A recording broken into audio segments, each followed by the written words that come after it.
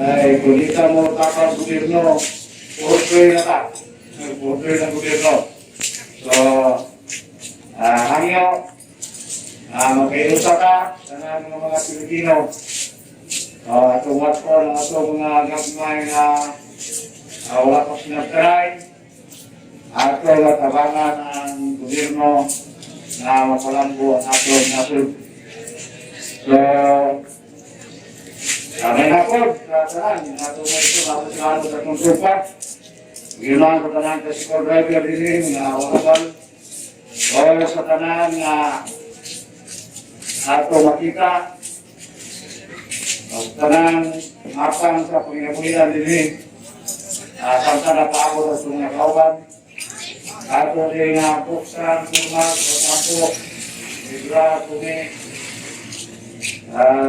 Bilya Hermosa, aron sa tagaan o kalangin sa Ginoo, inaagi sa kalaw Diyos na magsayang Espiritu.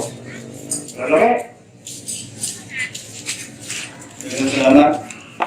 Magapotos mga Diyos, itong Panginoon ng Diyos, ng mga kalangin, ng buglandag, at itong mga naon na nangyayari ka ng kabangan sa pagpalapdag kaya po. Sa ngalan ng Mahal sa Espiritu Santo, amin. Salamat na mo, Ama ng Diyos, nanagar sa mga langit, ikaw ang Ginoo, mga Ginoo, Diyos, mga Diyos, ang Mahal ng Kristo. Salamat din ito, kanalangin sa kapunan. Salamat sa mga grasya, sa mga paglawas, sa tanang mga kayuhan, na among nadawat ikan ka rin. Dagang salamat kung kay ganun na ikaw, nagban ka na mo, nag-aga ka na mo, sa makarong adalan, na angay ng sulay.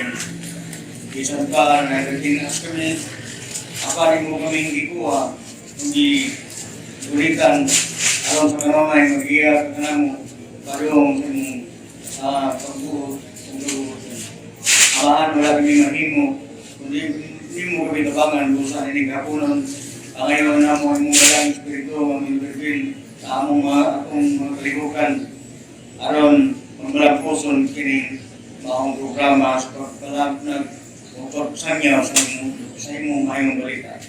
Amahan kining tanan ang giyapo, gisalig, napunos ko kimaya, pagdahig sa mga halan, pinahagi sa mga putunak ng Kristo, among manluluwas. Amen. Sa ngalan ng Mahal sa Anak Kristo Santo. Amen. Salamat, Bertumi. Karong kakna sa pagsugod na nato dili sa atong buhaton, Catholic Education na sabak sa safety sa Pagilian City na hindi maong simbahan na iagong sa mga mapintas na kapanglutos sa atong mga igsuunan nga anak-anak sa duwas, no? Matod pa sa niaging adlaw nga nakita na to ang usa ka religious, usa ka pastor nga nakapit sa simbahan Katoliko gikan sa pagka-protestante. Matod pa ni Noidura nga dili na ako buhian kay hindi anak ko sa tinuod nga simbahan. No? Usa, matod pa niya nga yahay kayo ang mga Katoliko. No? Kay niya pa ang Diyos nga mahal nga mo'y naghatag sa kinabuhi ang mga grasya o mga panalangin ala pa plus aduna pa yung nanay. No? Matod pa niya iyaw na matod pa niya so sa 17 Katolik niyang pagka-pastor so sa daghan ng Katolikan wa sa kabalong si Virgin Maria di ay usa ka tipik upahin sa atong kaluwasan, no?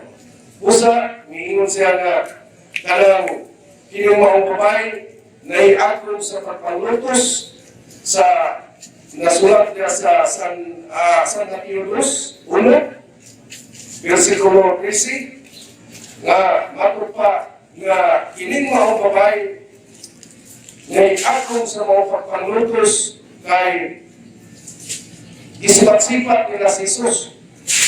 Es panahon pa ni Haring Herodes, ipamatay na mga bata kaya ito. O gikan sa Judea, paingon sa Nazaret, pero itong nagawin nila. Nga matupagin sa angel, ipakita ang angel pinagiyog ng po, nga ayaw sa mukuli, samtang di pa muna po paulingon. Usa sa si may kagyo rin akong kayo nga. Usa, grabe kayo ang pagpangutos kung akong imansinon, ang usa ka dilikanan, nga grabe yung kahago, grabe sa sakripisyo yun ako nila. No? Usa, karong tataa, mag-inosod nga nila nga ako si Virgin Maria nga wa na ko tuduwata kaya itong panahon na matod pa ni Nuidura karon ako na siyang gilawat. No? Busa na yung tausap ang mga daghang mga kaigsuonan na to nga nasa protestante nga tundok nga ano daw sa ipagmata, ano na ipag-espiritu sa inahan sa atong Ginoong Kristo. Okay? Bueno, karong kapla sa kapuno mga kaigsuonan,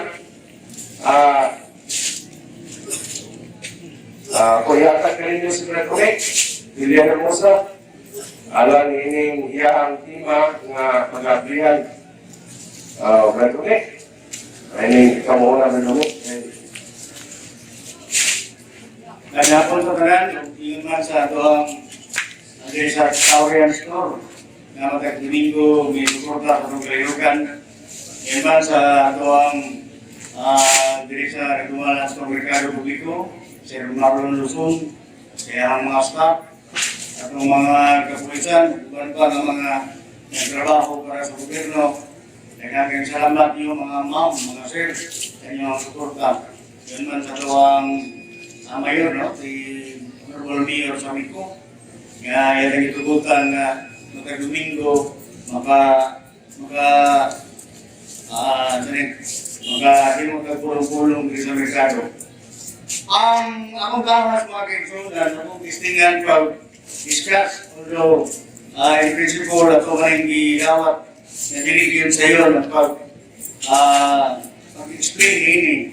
Pero sa ito ang usa ka limitado nga ang una-una o akan base sa mensahe Biblia atong tukirin gawa na ito plurality God pinagitang ihahang Santismia Trinidad ngayon ang Katoliko ito ang samahan Diyos, ang anak Diyos ang Espiritu Santo Diyos at kunya usara sila no? Usara Diyos o tulog ka persona. Bisan pa diri sa mabasa ko sa Genesis 1, mga kisunan, nagaingon, pagsugod sa Diyos sa kabuhat sa kalibutan, kung saan ang butang sa kalangitan, ang kalibutan o ang walay itsura, ang karagatan, ditabunan, sa kahitid, kung ang Espiritu sa Diyos na gayong tudawaw sa katubigan. So, nanay hindi tawag ng Espiritu sa Diyos na gayong ibabaw sa katubigan. Kunya, karena Diyos pa siya rin ang iyang espiritu na libog sa katubigan. Kung natawag mo, doon ka personalidad kung nakita niya ang Diyos na nagbuhat sa kalibutan o ang iyang espiritu. Kaya maklaro na ito sa ubang bersikulo sa Biblia. Mga kaitsyon lang nga, kaya istorya o ibang kabilo ang Diyos na kung mong analyze ng pagayo, nalipig niya. Sama din sa Genesis 1:26-27. Kung sa may giingon sa Diyos. Dire sa Genesis 1:26-27. Muna yan atong mabaka. Kung yan mingon na usap ang Diyos, buhaton nato ang tao sumala sa atong gagway. Siya mo ay magbuhot sa mga isda, sa mga langgam, kung sa mga kahiyupan, kung sa nang ihalas ng mananak. Determ nato, buhaton nato ang tao sumala sa atong gagway. Sa ito pa, ang iyang ika-istorya, karibin, no? Siguro, dili, ito maklaro nga, dili niya kulukoon niya ika-istorya, kung dili, karibin niya. So, buhaton nato ang tao sumala sa atong gagway. Ako yung trayon diri sa Genesis 11, size city mo rin. O sabihin nato mabasa diri. Genesis 11 City. O yan, isuwat sa kwan. O yan, nanaog ang Ginoo aron pagtanto sa sigat o sa tubig. Nandito po sa mga tao, umingon ang Ginoo. Karon, kung sana sigat na katauhan, o kung sa kara ilang sinungan o sinugdanan. Sinugdanan lamang, kini sa ilang pagkabuhaton. Dili malugay, nanimo na sila kung sa katanang gusto nilang buhaton. Kung sa manaog kita, kung ipupunta ang ilang sinungan, aron dili sila magka-sinabot. Determine kita. So, karo sa tayo mga ito, determine kita, kalibin sa Ginoo o sa Diyos, ang iyahan ika, story. So, diyan parang daan mga kaitunan, maklaro na ito ang itawag na ito sa Santísima Trinidad, o parang na ang pagka-Diyos amahan, o pagka-Diyos sa anak. Tungkol kay ang Katoliko, nagtuo man na ang amahan Diyos, ang anak Diyos, o ang Espiritu Santo sa Diyos. Ato manarong isgugan sa unahan, ato galing hininayon o topic, galing ang laang kasulatan para maklaro na ito. Sa atong gibasa na kanina, gikan sa Genesis 1:3, Genesis 1:26, Genesis 11:6, maklaro na ito, kapong baliton, Panginoon, na tunay ikistorya ang Diyos, ang amahan, na buhat sa kalitugan na kalipin niya. Ano ito sa Isaiah 6? Kung saan mabasa ito sa Isaiah 6:8? Muna yung hiingon sa malaang kasulatan. Kunya, nabati ko ang tingog sa Ginoo. Kaya gingon, kinsa man akong ipadala, kinsa man ang wasto, alam ka na mo. Bulsa, ringon ako, aniya ako, ipadala ako. Sa ito ba, sa romantrigiyon ng kinsa man ang wasto, alam ka na mo. Sa nauna mga teksto, buhaton na ito, o mga naon kita. Pero kinsa may akong ipadala, na magrepresenta na akong ipadala, kinsa man ang wasto, alam ka na mo. Sa ito ba, kaning kalibig sa Ginoo ang iyang kauban o iyang istorya.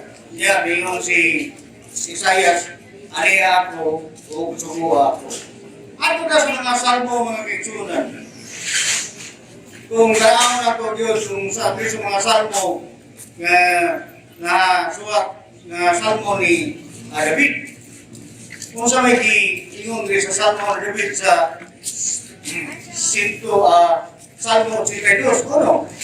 Nangulo ang Diyos sa konsiyo sa langit, sa tikom sa mga Diyos, yan hukom mo'y matuman. So, nakita na po sa muna gitawag sa English o plurality of God, kaya gitawag na ito, istruktura o naray sa mga kanang gitawag na ito mga balaan o mabubuhat. Dili sa Salmo 110, ang Ginoo mingon ang balaan sa matan, ang Ginoo mingon sa akong Ginoo. Ang hari, lingkod rin sa akong tuho, hangtod rin mo ang tugtuganan. Sa imong mga sili, ang imong mga kaaway. Kung siya yun, ang Ginoo mingon sa akong Ginoo. Ang Ginoo mingon sa akong Ginoo. Kinsa rin Ginoo ngayon gingon? Dili sa Kolosas 3:1, muna itong mabasa. Sanglit ibanhaman kamo ugali Kristo, tinguha ang butang at tuwa sa langit. Di naglingkod si Kristo sa iyang trono sa tubo sa Diyos. Sa ato ka sa Salmo 110, ginayon siya ang Ginoo ningon sa akong Ginoo. Nalingkod rin sa kundo. Laro na rin sa Kolosas, natubanan mga kaitsunan, ginayon. Sanglit ibanhaman kamo ugali Kristo, tinguha ang mga butang at tuwa sa langit. Di naglingkod si Kristo sa iyang trono sa tubo sa Diyos. Klaro kaya mga ito. Kung sa'yo isulti sa Salmo, naglaro rin na sa Kolosas 3:1. Balik ka sa mga Salmo, mga kaitsunan. Pero magpalapad ko din nato, magpaklaro ko din nato, kung sa'yo isuwat sa balaan kasulatan, bahin sa Santísima Trinidad. Diri sa Salmo 2:36, pamati, pasalamati ang Diyos sa tanang mga Diyos. Ang iyang gugma mula angkod sa kaangkuran. Pasalamati ko ang Diyos sa mga Diyos. Ang iyang gugma mulungkad angkod sa kaangkuran. Unya, mga kaigsunan, diri sa Mateo, diri gifokus na Diyos, ipaklaro na Diyos ang iyang ang kanang itawag na ito, Santisima Trinidad, diri sa Mateo 28:18. Kung sa inyon sa Panginoong Jesucristo, diri sa Mateo 28:18, ang inyon sa Panginoong Jesucristo, balaan ako ng nangyananan. Ilo si Jesus, kung ingon kanina, ihatag ka na ko ang tanang gahom sa langit kung sa iyo ka. Tungod ni inyong panglakaw, imo ang nga akong matinunan, ang tanang katawhan sa tibo kalimutan. Bunyagi sila sa ngalan sa Anak o sa Espiritu Santo, o tuloy sila pagtulungan sa tanang akong isugo kaninyo, o kinumdumi ako mauban kaninyo, meron ay hangtod sa katapusan sa kalibutan. Klaro kayo mga kaigsunan, ang pamulong sa kong Ginoong Jesucristo, balaon ng tahuro ni Angalan, bunyagan ang ilang katawan, Angalan, Samahan, Usahan at Espiritu Santo.